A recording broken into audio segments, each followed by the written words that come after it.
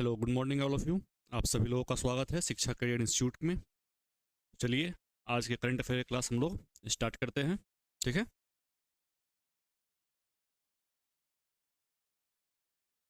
आज का जो पहला न्यूज़ है वो है आर्मी डे 2025। ठीक है, सेना दिवस। कब मनाते हैं हम लोग सेना दिवस? तो 15 जनवरी को हम लोग सेना दिवस मनाते हैं। कब मनाते हैं आर्मी डे? 15 जनवरी को। ठीक है। इस बार कौन सा क्रम है ये? तो इस बार है ये 77वां क्रम। ठीक है, 77th नंबर का ये क्रम है। और कब मनाते हैं? 15 जनवरी को। क्लियर? क्यों मनाते हैं? 1949 को, ठीक है, फील्ड मार्शल थे के एम करियप्पा। हमारे भारत के पहले फील्ड मार्शल कौन थे? के एम करियप्पा। 1947 में जब हमारा देश आज़ाद हुआ था तो उसके बाद भी जो हमारे सेना की कमान थी वो अंग्रेजों के हाथ में थी। ठीक है। तो 1949 में 15 जनवरी 1949 को के एम करियप्पा के नेतृत्व में पहली बार किसी भारतीय ने सेना की कमान संभाली। और उसी दिन से हम लोग प्रतिवर्ष 15 जनवरी को सेना दिवस के रूप में सेलिब्रेट करते हैं। ओके। भारतीय सेना में स्वदेशी नेतृत्व की शुरुआत का प्रतीक बना, इसलिए हर साल 15 जनवरी को भारतीय सेना दिवस के रूप में मनाया जाता है। ठीक है। The day of 15 January is very special for India. This day is celebrated every year as Indian Army Day. It is a symbol of honor of the soldier who protect our boundaries and maintain the pride of the country. India is being celebrated in 2025, 77th. ठीक है, 77वां था। याद रखिए, क्रम याद रखिएगा, कब मनाया जाता है ये याद रखिएगा। दोनों चीज़ आप लोग याद रखिएगा। इंडियन आर्मी को सलाम 15 जनवरी। अगली खबर जो है वो है कनुमा पर्व। कहाँ मनाया जाता है कनुमा फेस्टिवल? तो याद रखिएगा, तेलंगाना के अंदर मनाया जाता है। ठीक है, तेलंगाना के अंदर सेलिब्रेट किया जाता है। ओके।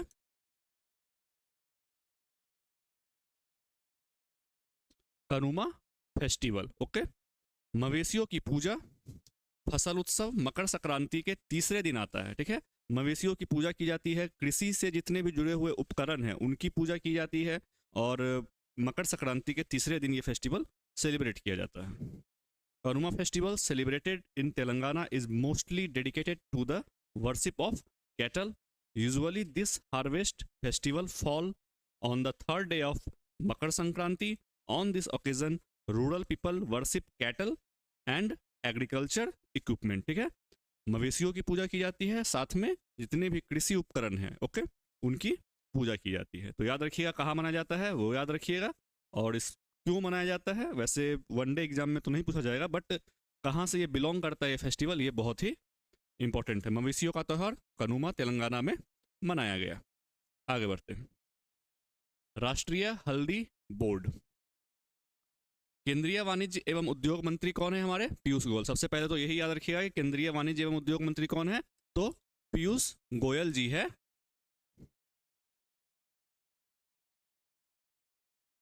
राष्ट्रीय हल्दी बोर्ड का उद्घाटन किया है इन्होंने और पल्ले गंगा रेड्डी को इसका अध्यक्ष घोषित किया है। राष्ट्रीय हल्दी बोर्ड का अध्यक्ष किसे घोषित किया गया है? तो पीजी रेड्डी को। ठीक है, पीजी रेड्डी, शॉर्ट फॉर्म में भी आप नाम याद रख सकते हैं, पल्ले गंगा रेड्डी।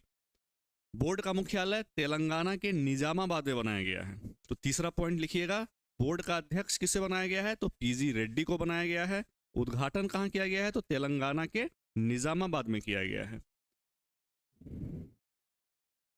हल्दी के आवश्यक और औषधीय गुणों के बारे में जागरूकता पैदा करना, पैदावार बढ़ाना, बाजारों में व्यापार को बढ़ावा देना और आपूर्ति श्रृंखला को बढ़ावा देना, इसके 4 मुख्य उद्देश्य है। इसको प्रमोट करना, इसकी फसल जो है हल्दी की उसको प्रमोट करना, इसकी मार्केटिंग को प्रमोट करना, इसके जितने भी औषधीय गुण हैं उसको प्रमोट करना। इसी के उद्देश्य से राष्ट्रीय हल्दी बोर्ड का गठन किया गया है। तो कहाँ किया गया है? तेलंगाना के निजामाबाद में किया गया है। अध्यक्ष कौन है? पीजी रेड्डी इसके अध्यक्ष है। क्लियर? तो Palle Ganga Reddy as its chairman. Headquarter कहाँ है? तो established at Nizamabad Telangana. Clear? Bharat की हल्दी, मोदी सरकार की राष्ट्रीय हल्दी बोर्ड की स्थापना को स्वीकृति, बढ़ती वैश्विक मांग का दोहन।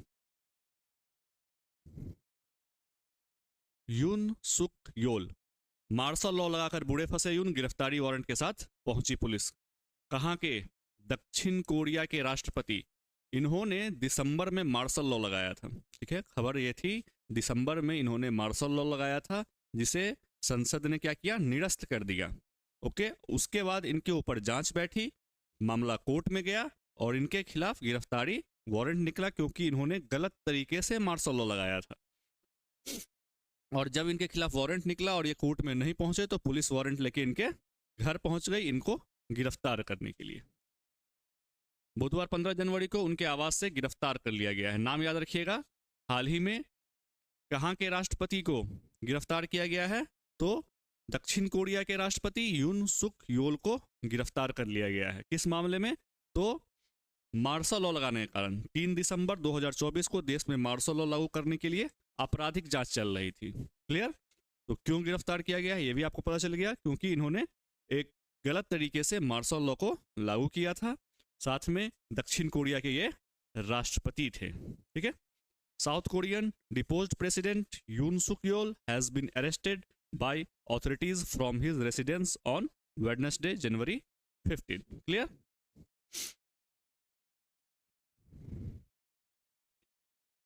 आसियान डिजिटल मंत्रियों की बैठक। आसियान डिजिटल मंत्री की बैठक।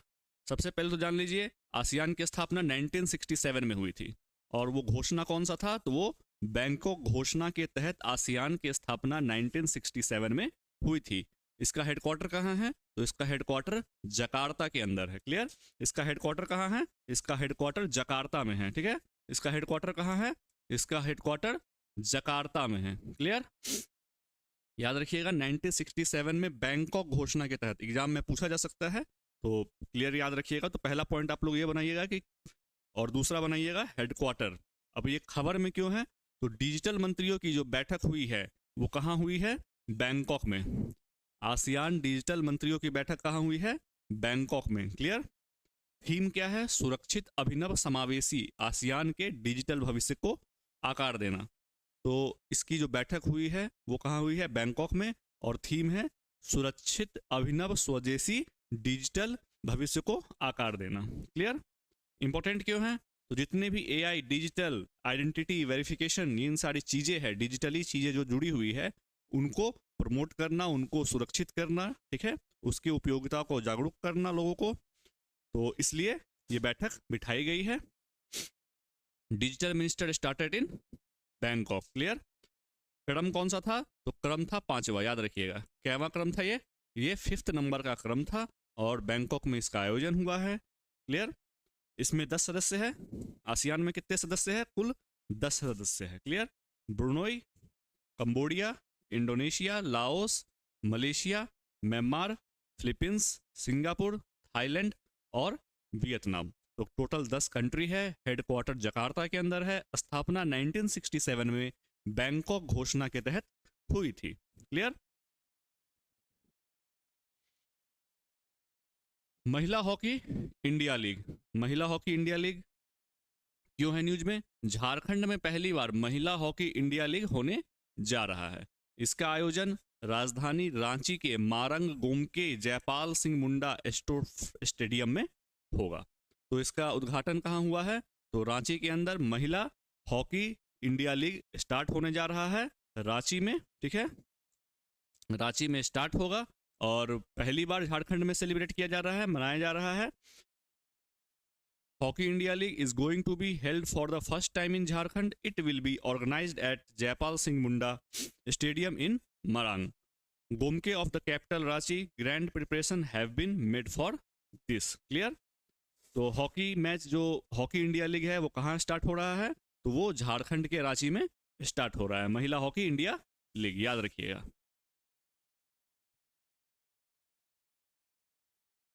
गान नगाई महोत्सव, एक और फेस्टिवल आ गया। ठीक है। गान नगाई महोत्सव कहाँ का फेस्टिवल है, तो मणिपुर का है। कहाँ का है, मणिपुर का। कौन सी समुदाय मनाती है, तो जेलियो ग्रोंग समुदाय मनाती है। एक समुदाय है मणिपुर की जेलियो ग्रोंग समुदाय, जिसके द्वारा ये फेस्टिवल सेलिब्रेट की जाती है। क्लियर। गान नगाई त्यौहार मणिपुर के प्रमुख त्योहारों में से एक है, जो हर साल फसल की कटाई के बाद मनाया जाता है। जैसे हमारे यहाँ मकर संक्रांति मनाई जाती है, उसी तरह से मणिपुर में क्या मनाया जाता है, गान नगाई महोत्सव मनाया जाता है फसल कटाई के उपरांत। क्लियर? कौन सी समुदाय मनाती है? तो जेलियोग्रोंग समुदाय मनाती है, ये भी आप लोग याद रखिएगा। और कहाँ ये सेलिब्रेट किया जाता है? मणिपुर में सेलिब्रेट किया जाता है। In Manipur Gaan Ngai festival of Zeliangrong communities was celebrated.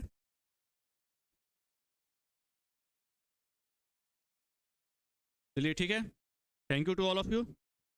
मिलते हैं फिर कल एक नए दिन के साथ, एक नए क्लास के साथ।